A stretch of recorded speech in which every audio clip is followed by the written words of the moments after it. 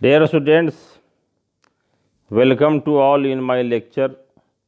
आज जो टॉपिक हम लोग स्टडी करेंगे उसका नाम है पॉलीमराइजेशन। और ये पॉलीमराइजेशन अल्कीन रिएक्शंस में हम लोग स्टडी करेंगे। इसके पिछले क्लास में हम लोगों ने हैलोहाइड्रिन फॉर्मेशन और पोटेशियम परमैंगनेट और सोडियम पर आयोडेट का रिएक्शंस स्टडी किया था।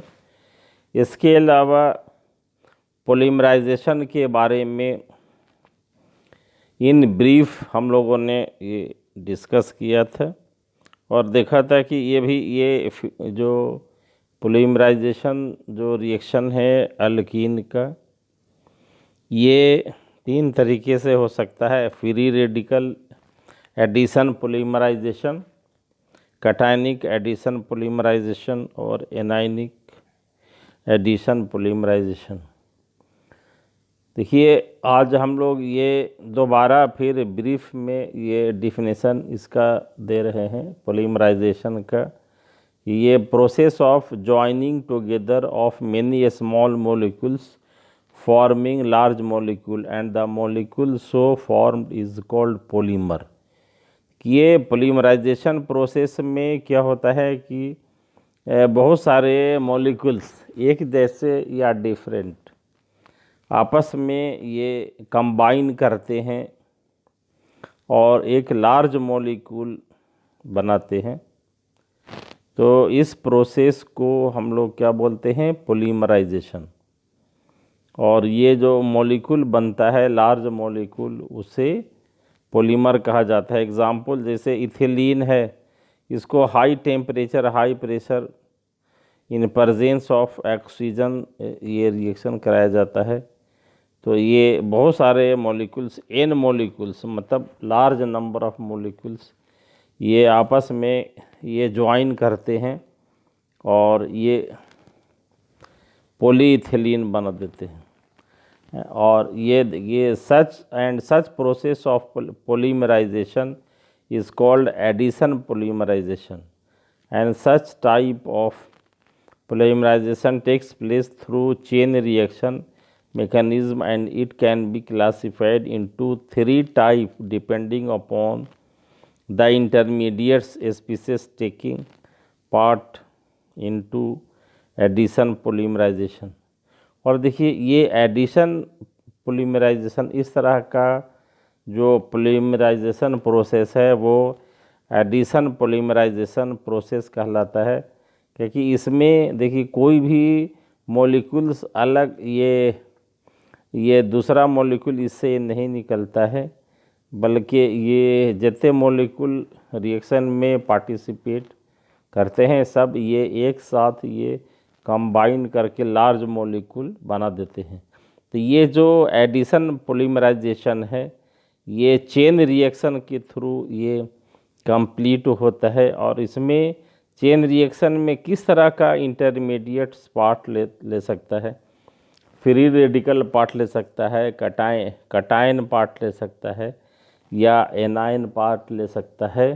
तो इस बेसिस पर ये 3 तरह के ये प्रोसेस हो सकते हैं, ये पॉलीमराइजेशन हो सकते हैं। Free radical addition polymerization, cationic addition polymerization and anionic addition polymerization. तो ये पिछली क्लास में भी ये हम लोगों ने इन ब्रीफ इसको देखा था कि भाई ये जो 3 तरह की ये पॉलीमराइजेशन ये रिएक्शन हो सकते, addition polymerisation depending upon the nature of intermediate और species taking part in a chemical reaction. अब देखिए, पहला जो ये एडिशन पॉलीमराइजेशन का जो प्रोसेस है वो फ्री रेडिकल एडिशन पॉलीमराइजेशन है। तो इससे हम लोग ये डिस्कस करेंगे। देखिए, ये इन प्रेजेंस ऑफ पेरोक्साइड, ये जो है वो क्या होता है? ये पेरोक्साइड के प्रेजेंस में होता है और ये peroxide is responsible for the formation of free radical. इसलिए in presence of peroxide ethylene polymerises forming polyethylene at a given temperature and pressure और the reaction can be written as. देखिए इसको, ये रिएक्शन को हम लोगों ने ये लिखा है, फिर वो एन मॉलिक्यूल्स है इथिलीन का, ये पेरोक्साइड इसको हीट करते हैं अंडर प्रेशर, तो ये पॉलीइथिलीन बनता है। देखिए इसमें क्या होता है कि जो सब्स्टिट्यूटेड इथिलीन है वो भी इसमें पोलीमराइजेशन में पार्ट लेते हैं। तो GAN मॉलिक्यूल है ये इथिलीन सब्स्टिट्यूटेड इथिलीन का, और इस तरह से ये देखिए ये पॉलीमर बना है यहाँ पे ये। तो G क्या है, ये सब्स्टिट्यूएंट है, ये क्लोरो हो सकता है, नाइट्राइल हो सकता है, फिनाइल हो सकता है, एसीटेट ग्रुप हो सकता है ये। तो ये पहला एग्जाम्पल G अगर Cl लेते हैं हम लोग यहाँ पे, तो ये विनाइल क्लोराइड हुआ, और इससे जो पॉलीमर बनेगा वो पॉलीविनाइल क्लोराइड बनेगा। उसी तरह से अगर G बराबर यहाँ Cn लिया गया है, तो ये जो स्टार्टिंग जो कंपाउंड है एक्राइलोनाइट्राइल या विनाइल साइनाइड भी बोल सकते हैं इसको, तो ये पॉली एक्राइलोनाइट्राइल है, ये पॉलीमर बना है, और ये इसको ऑर्लोन कहते हैं हम लोग। फिर नेक्स्ट जो है ये एस्टाइरीन है, फिनाइल इथिलीन है या एस्टाइरीन है, ये पेरोक्साइड के प्रेजेंस में ये पॉलीमराइज होकर के एस्टाइरीन बनाता है ये। नेक्स्ट जो है मिथाइल मेथ एक्राइलेट है ये, और ये इस तरह से ये मिथाइल मेथ एक्राइलेट बनाता है ये। तो इस तरह से ये अलग अलग स्टार्टिंग मटेरियल होगा, तो अलग अलग ये प्रोडक्ट बनेंगी। अब देखिए यहाँ पर क्या है कि reaction mechanism of free radical addition polymerization. देखिए ये जो चेन रिएक्शन होता है कोई भी, वो 3 स्टेप में कंप्लीट होता है: चेन इनिशिएशन, चेन प्रोपेगेशन और चेन टर्मिनेशन। मतलब ये पहला जो स्टेप होता है वो चेन रिएक्शन इनिशिएट करने के लिए चेन, ये इसलिए उसको बोलते हैं चेन इनिशिएशन, और इसके लिए रिस्पॉन्सिबल होता है ये पेरोक्साइड। तो इसमें क्या है कि ये अल्काइल रेडिकल जनरेट होता है पेरोक्साइड के द्वारा।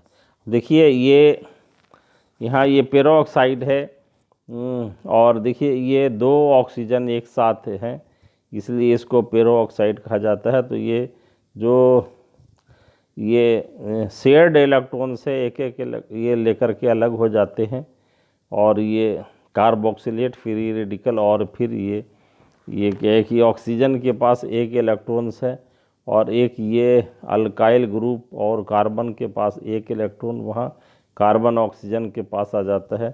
तो ये अल्काइल और कार्बन का बॉन्ड ब्रेक हो जाता है और अल्काइल फ्री रेडिकल बनता है। नेक्स्ट जो इसमें है ये चेन प्रोपेगेशन, मतलब ये फर्दर ये रिएक्शंस को आगे बढ़ाने के लिए किस तरह से in this step reaction proceed further to form polymer by addition of free radical and the parent compound substituted alkene as. अब देखिए ये CH2 डबल बॉन्ड CH और G ये सब्स्टिट्यूएंट है, और अल्काइल फ्री रेडिकल है, तो ये फ्री रेडिकल रिएक्शन हो रहा है। तो कार्बन कार्बन डबल बॉन्ड के यहाँ देखिए एक एक ये इलेक्ट्रॉन्स जो शेयर्ड हैं वो दोनों कार्बन के पास आ जाते हैं, और अल्काइल फ्री रेडिकल और CH2 इसके बीच में बॉन्ड बन जाता है, और CH जो है उसके ऊपर एक इलेक्ट्रॉन्स यहाँ पर ये फ्री रहता है। अब ये दूसरे CH2 डबल बॉन्ड CH और G से ये कंबाइन करता है, वापस जो है कार्बन कार्बन डबल बॉन्ड के जो एक पाई इलेक्ट्रॉन है वो जो शेयर्ड इलेक्ट्रॉन है एक एक लेकर के ये देखिए RCH2CH ये फ्री रेडिकल इससे कंबाइन करके और ये बॉन्ड बनाता है और ये मॉलिक्यूल्स हर बार ये CH2 डबल बॉन्ड CH ये जुड़ता जाता है और ये प्रोसेस कंटिन्यूएशन में चलता है ये। तो इस तरह से देखिए तो क्या हुआ ये अब ये this reaction repeats until reacting units combined together to form products. इसलिए देखिए ये रिएक्टिंग यूनिट्स क्या होता है ये कंबाइन हो जाता है और ये CH2 CHG होल N और CH2 CHG फ्री रेडिकल है ये कंबाइन करके और ये क्या है कि दो अलग अलग पार्ट में भी बढ़ सकता है ये जिसको डिसप्रोपोर्शनेशन कहा जाता है ये। तो इस तरह से देखते हैं कि ये जो फ्री रेडिकल एडिशन पॉलीमराइजेशन है उसमें किस तरह से ये अल्कीन या सब्स्टिट्यूटेड अल्कीन से किस तरह से ये पॉलीमर बनता है। नेक्स्ट जो है वो ये कैटायनिक एडिशन पॉलीमराइजेशन है। देखिए cationic addition polymerization is that type of addition polymerization which is initiated by acid which forms cation by protonation of alkene as।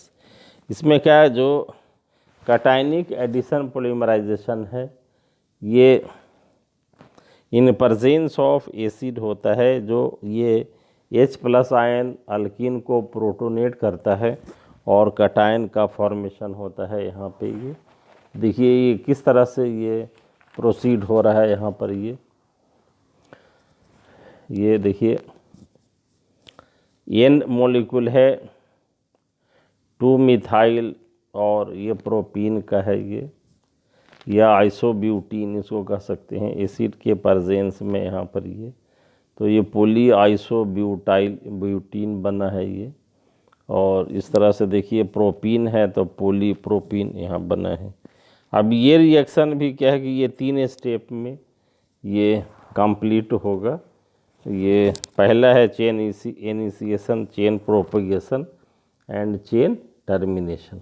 ये देखिए चेन इनिशिएशन में क्या है कि एसिड है ये अल्कीन को ये प्रोटोनेट करता है तो कार्बोकैटायन बनता है और ये कार्बोकैटायन ये दूसरे